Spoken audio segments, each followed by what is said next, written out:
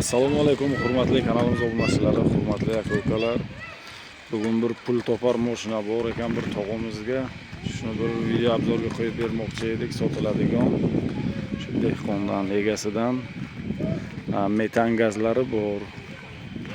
Balonlarning holatlari o'rta holatda.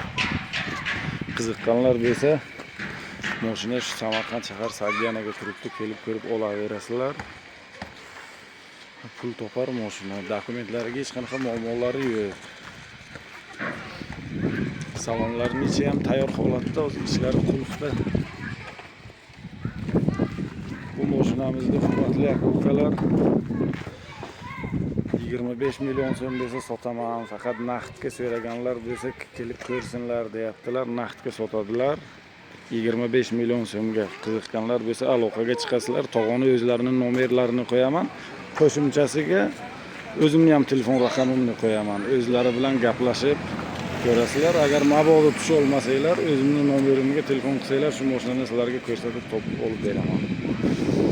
25 millionga beraman deyaptilar.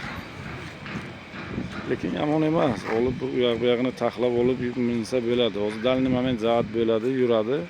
Bitta aybi kamchiligi shu akkumulyator ekan mashinaga.